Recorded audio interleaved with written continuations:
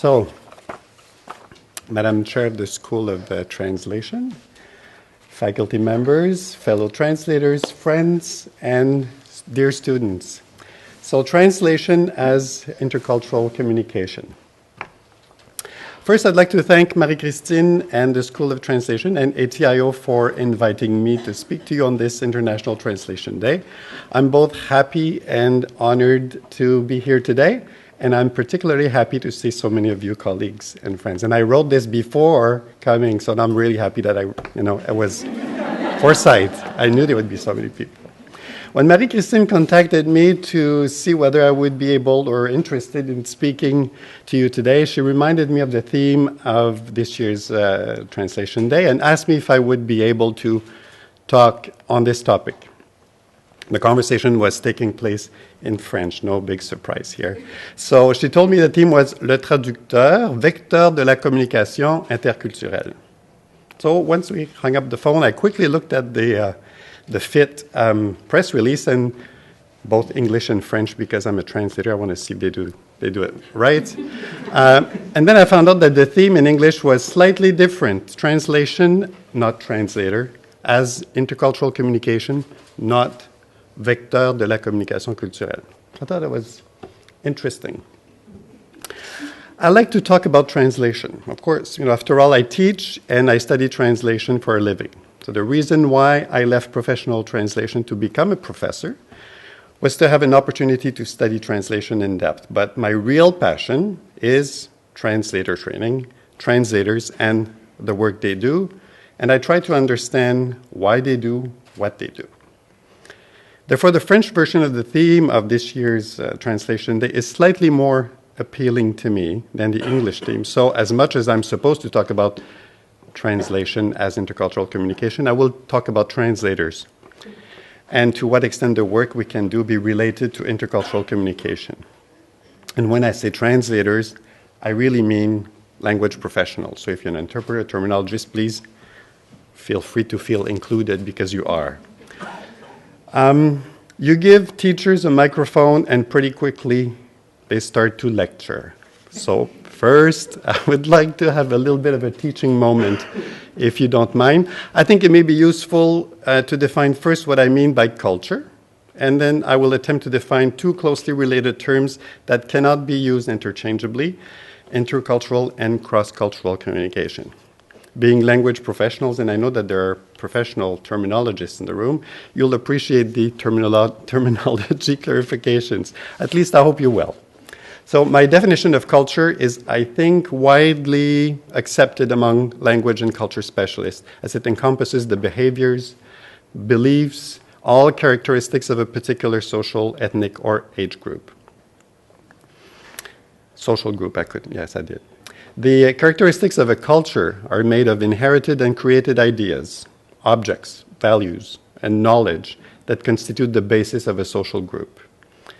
We would be hard-pressed to define our culture in particular, but we can safely say that it is where one feels the most at home. This inclusive definition of culture is quite useful, I find, as it enables us to think of culture not as what sets us apart, but as what makes us whom we are, and what makes others who they are, or whom they are. Based on this definition, there is no cultural hierarchy, only cultural differences and similarities. The next concept I'd like to clarify is intercultural communication, not to be confused with cross-cultural communication. Now, cross-cultural communication happens when one culture communicates with another without any systematic or expected reciprocity. It is what I would call one-way communication. It is what it is.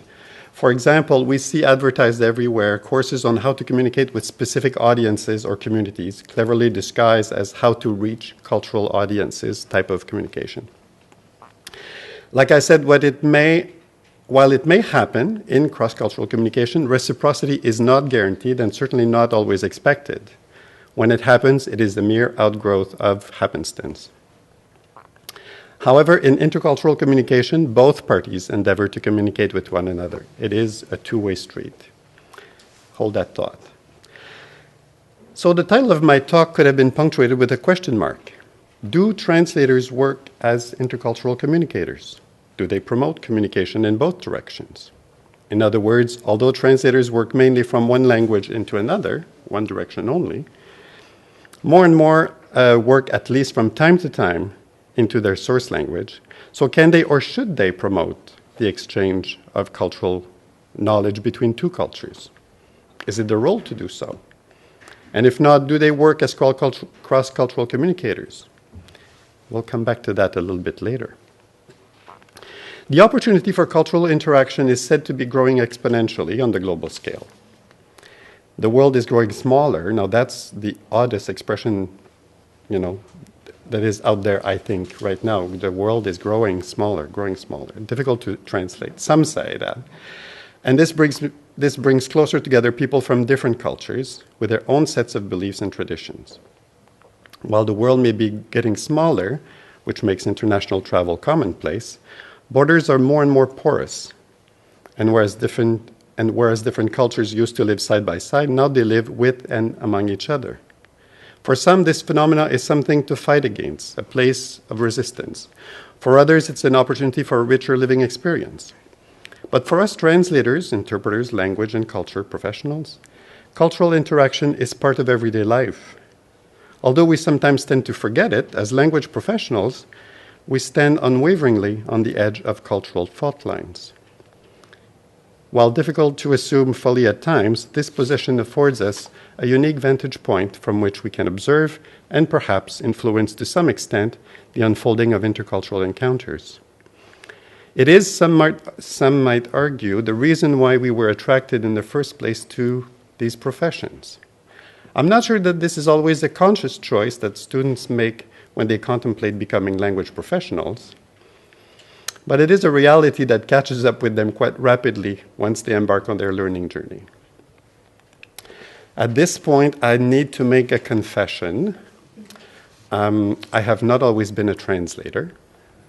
Translation is actually my third career. Try to guess. Now you have 3 seconds to guess. In fact, I started my working life as a hairdresser. Yes, I was. My friends always say that my epitaph will read, "From the salon to the Sorbonne." In those distant hairdressing days, I worked in that same town where I'd grown up, a predominantly Francophone, Roman Catholic, and working class environment. I didn't think of the environment in which I lived as being particularly cultural. It was what it was, and I had very little else to compare it with. I wasn't naive enough to think that everyone was like I was, but I certainly didn't think that I lived in a particularly unique environment. I assumed that most of the world shared my values, my views. In my opinion, back then, I stood pretty much in the center of the cultural spectrum. So I was a hairdresser for several years. But after some time doing the same thing week after week in my small town, I decided to move to the big city, to Montreal. And this change of landscape shoved me up against those cultural fault lines that I spoke of earlier. And this change not only made me aware of cultural differences in general, but most importantly, it made me aware of my own culture and how I was the product of that culture. Before then, I knew, at least in theory, that people were different, but never thought much about myself as being of a certain culture, that my beliefs, my behaviors, my tastes, my habits were the product of a particular environment that could be called a culture. At least I didn't think of it in those terms at the time. For example, I come from a family with a mother who had 18 siblings. 18.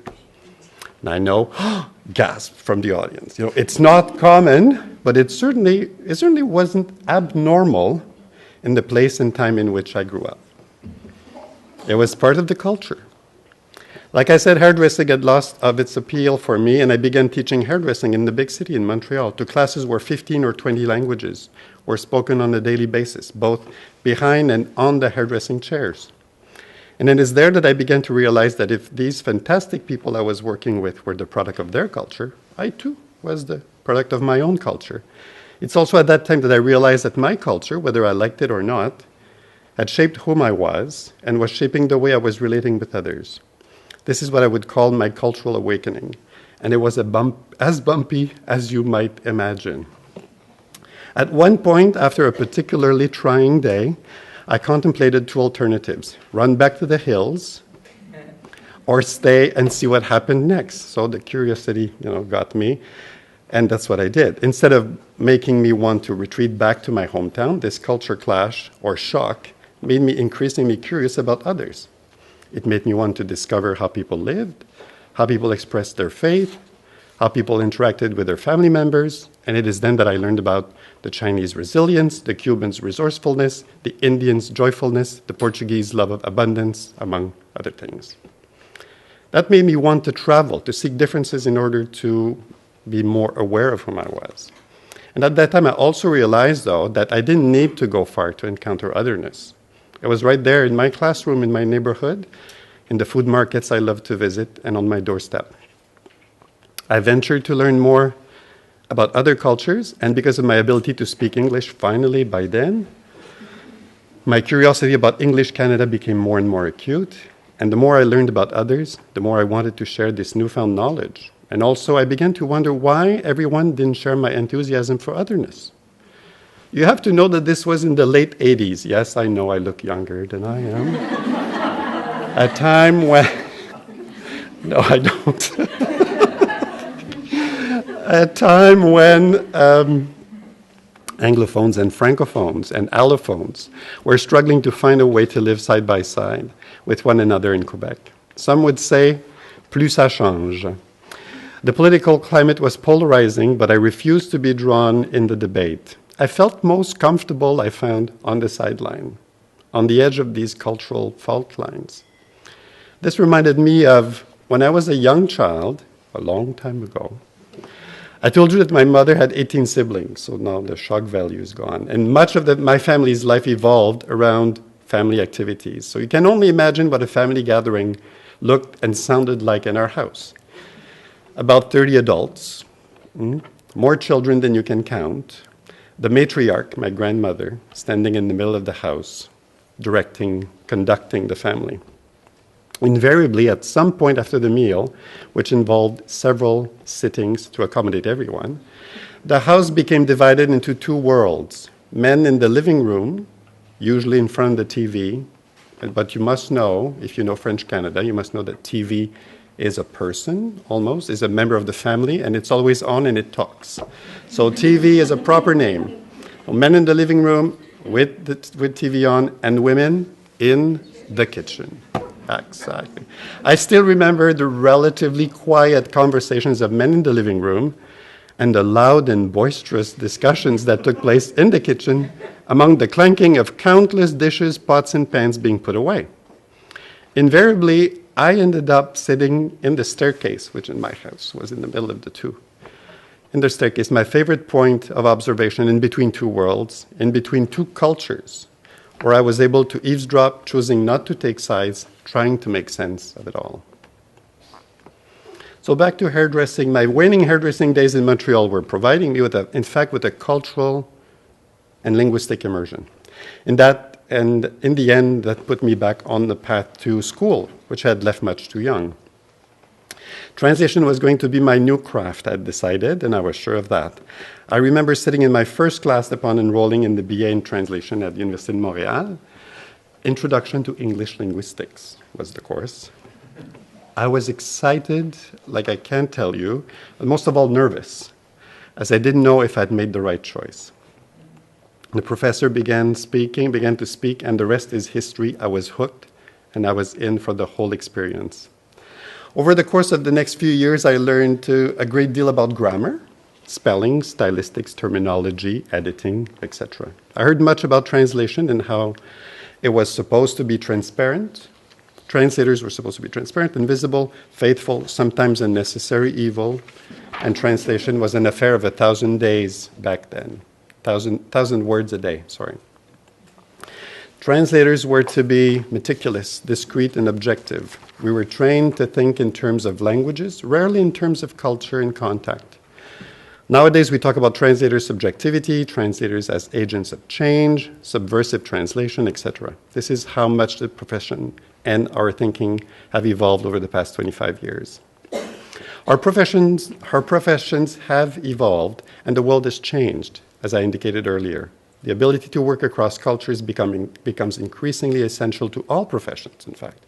Just look at any job advertisement and you will notice that most of these require the ideal candidate to be able to work in a cross-cultural, multicultural, intercultural environment. Cultural knowledge is no longer the exclusive domain of language professionals. Everyone must have some cross-cultural sensitivity, awareness, or knowledge. Knowledge, awareness, sensitivity. Yes, knowledge.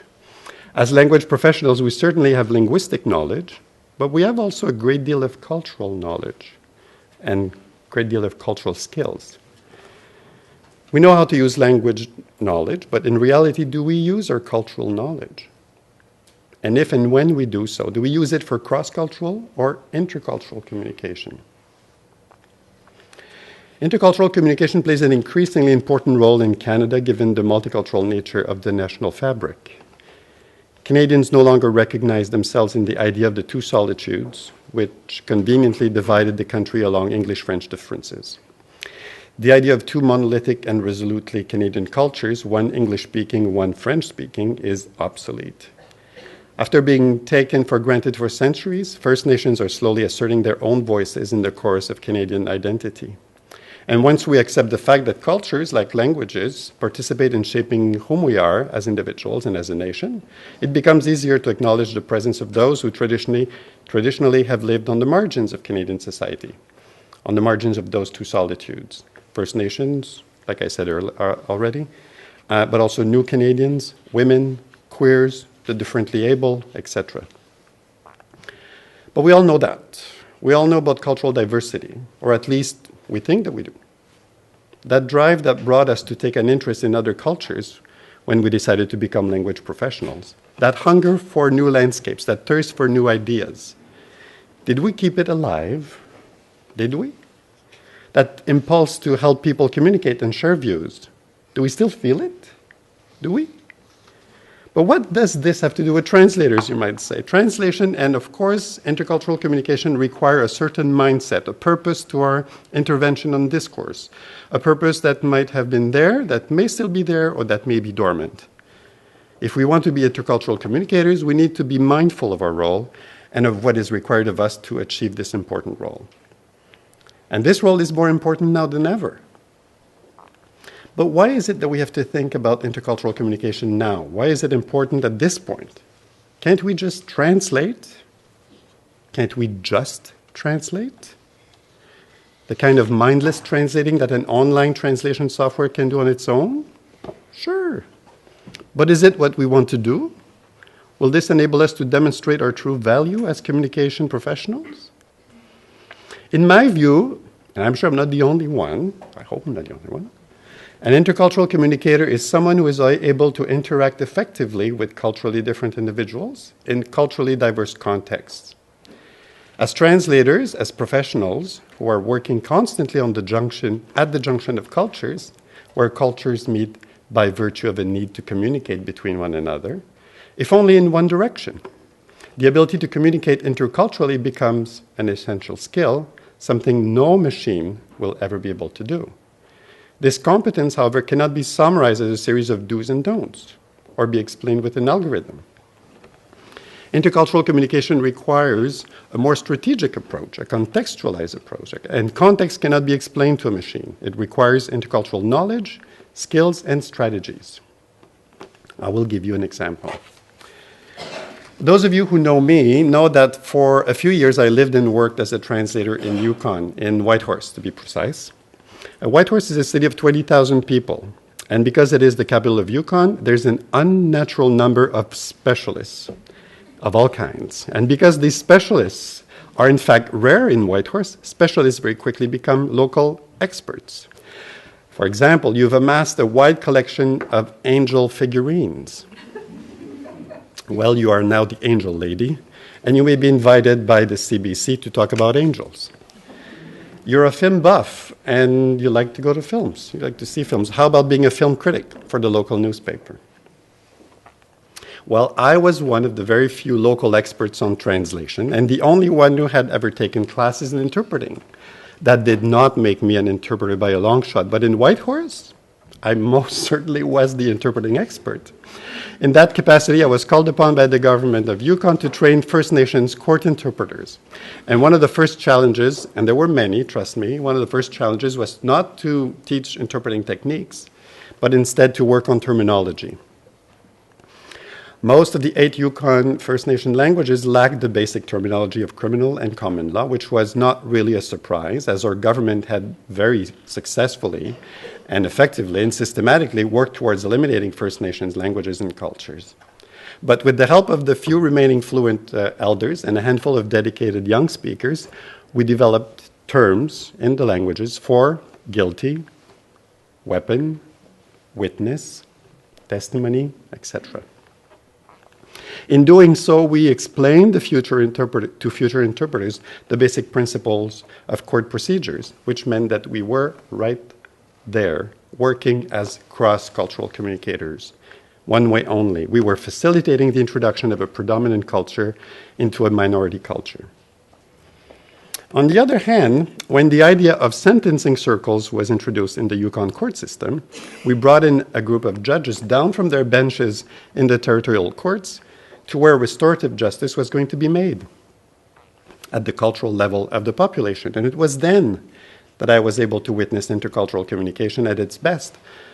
A predominant culture was introduced to the principles of First Nations justice, who speaks when, how justice was done traditionally, how justice is based on restoring and repairing relationships, and how reparation, not revenge nor punishment, is at the basis of the system. Only then, once the judges understood the culture of those they were working with, did we achieve, I think, intercultural communication. Now, allow me to bring this into our context, our common context of today's Ontario, today's Toronto. For this type of intercultural communication to happen here, the two parties that are trying to communicate must be open to share. And we, as intercultural communication experts, need to understand that cultural diversity is not defined by the language we speak, but by the ways these languages are spoken, by the multiple forms taken by those languages, as used by people from different regions, different backgrounds, professions, gender, and age. And our role is to convey equivalent messages to all members of these subgroups. We often say that the love of languages, the desire to preserve the beauty and quality of the target language, is paramount in the mind of the translator, especially when we work from a dominant language to one of lesser diffusion. That may be true, but we must not forget either that the translator's attitude towards other cultures, at least the cultures from and into which one translates, flows from a desire to bring these cultures to a closer understanding. And for this to happen, under our watch, we cannot be biased. When I say this to interpreters and to those who study interpreting, I know that I may be preaching to the choir, in fact. Indeed, interpreters may be more aware of this than translators, especially those who work out of and into their A and B languages. However, translators are supposed to care for the culture they translate from. After all, didn't they care enough to immerse themselves in it, presumably of their own free will, in order to reach the level of cultural competence deemed sufficient to translate from that culture into the target language and culture? There's always, deep down inside, a willingness to share the foreign, the unknown, and an impulse related to the necessity of sharing this culture. It is easy to imagine this impulse to translate behind the desire to share a great literary author, but the wish to bring cultures may also manifest itself in the translation of non-literary texts. Literary geniuses, unfortunately, all of us are not. Cultural knowledge, much like language knowledge, is a never-ending pursuit. The real skill of the translator is the ability to identify any cultural differences in discourse and to process them so as not to impact the communication act negatively. Cultural differences are a reality, and they can lead to miscommunication. And in order to avoid miscommunication, they must first be identified. And for this, the translator must be a mindful reader, the interpreter a mindful listener. And this mindfulness, this ability to read and listen actively, may be a natural gift, but it can also be an acquired skill. It is something that is taught in good translation schools, like those here in Canada, And when reading or listening to discourse, we as translators and interpreters are indeed trying to understand what this discourse means, but also we try to see how the author or speaker is conveying her message. The way we speak and write reveals a lot about whom we are and what are our intentions. It is one thing to be able to identify discourse features, but it is quite another to know what to do with them. For example, when we read anonymous letters to the editor, don't we all have a tendency to create, if only in the theater of our minds, a persona for these nameless authors? This is the difference between intercultural knowledge, to know something, and intercultural skills, to know what to do with it. First, intercultural knowledge involves a familiarity with values, attitudes, beliefs, behavioral assumptions that make up a culture. It has to do with a fundamental knowledge of what is right and what is wrong. And this is the important part, recognizing that there can be different ethical positions on that fundamental knowledge. It takes openness to otherness to be successful as an intercultural communicator. But it takes more than that.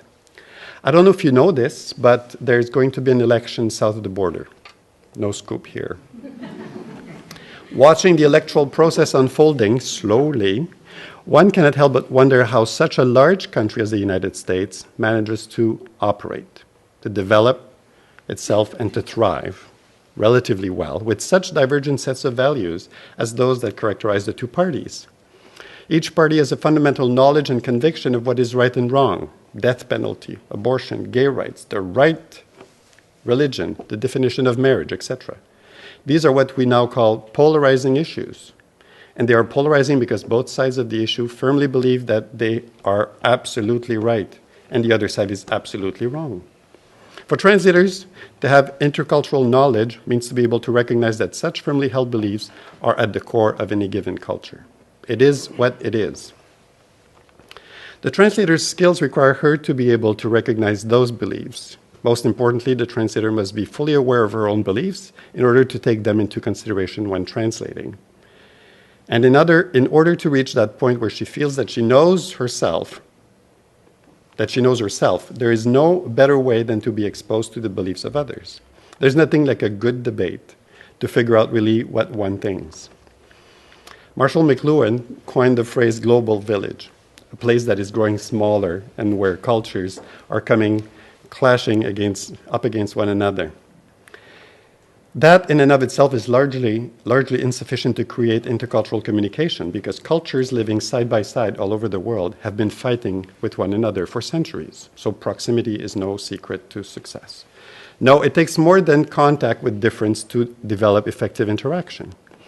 Intercultural competence requires conscious efforts to take place. And who better than translators who have been living on the fault lines of cultures to understand these gaps and to engineer cultural bridges over them. We are because we have intercultural knowledge and competence. Intercultural competence is also the realization that culture influences behaviors, including the way we speak, the way we write, etc., etc. This past summer, I taught for the second time here a graduate seminar on language, gender, and translation. It was, my side anyway, it was pure joy. Over the course of that summer semester, we looked at how stereotypical men and women, and all those in between, across cultures, use language differently depending on the subculture to which they belong. As we contemplated the great challenges this acknowledgement poses to translators as gendered beings themselves who have a mandate to translate a potentially gendered message in a source language and culture into an equivalent message in the target language and culture. We are aware of these differences, but it takes a great deal of mindfulness, a great deal of active listening to the author's voice to be able to convey that voice over the cultural divide, without distorting it, without undue echoes or silences. What is needed of us is not only to have that knowledge, but also to know how we develop those skills, to use that knowledge. That is what I would call translation metacognition, if you want to get technical about it. How we know what we know as translators and as intercultural communicators, and what we do with that knowledge. Time is running out, and I know I'm the only thing separating you from your cocktails.